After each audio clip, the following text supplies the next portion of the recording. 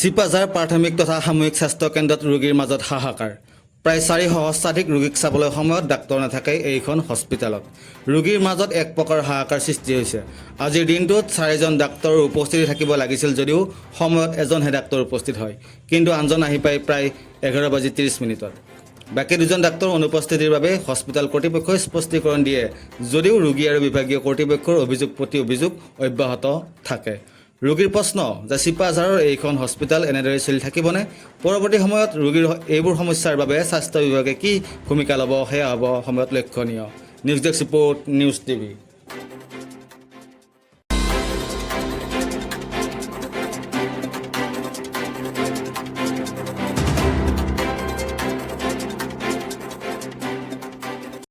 চাৰে 9টাৰ পৰা ৰখিছোঁ এজনে ডক্তৰ ৰোগী বহুত ৰোগীবিলাকৰ মানে অৱস্থা মানে খাই লৈছে একেবাৰে গৰমৰ ৰ'ব নোৱাৰে দুই এজন ৰোগী ইতিমধ্যে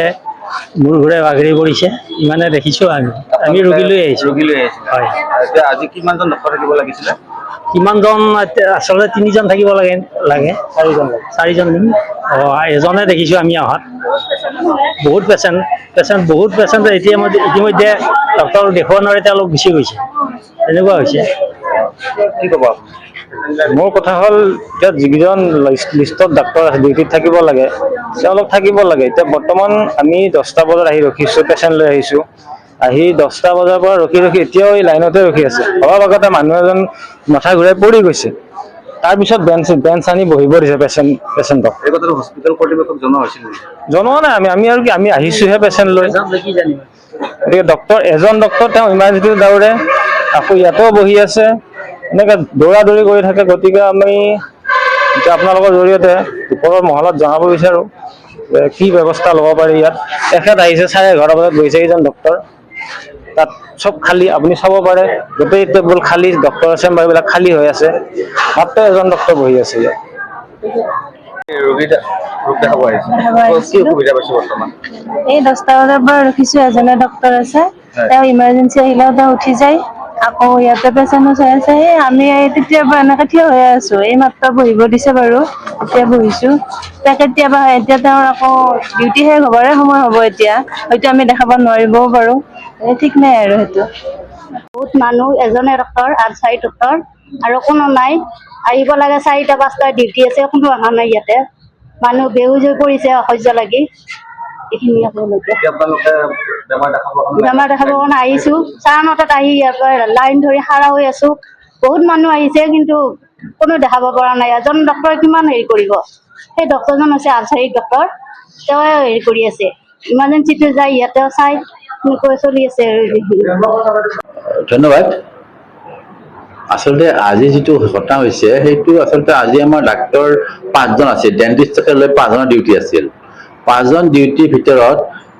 2জন ডাক্তৰে চিএল লৈছে মানে এজনৰ ডক্তৰ লক্ষ্যজ্যোতি বৈৰাগী তাৰ মাকৰ পোষ্ট অপাৰেটিভ সাইকোচিছ ডেভেলপ কৰাৰ কাৰণে সি ইমাৰ্জেঞ্চি চিএল ল'বলগীয়া হ'ল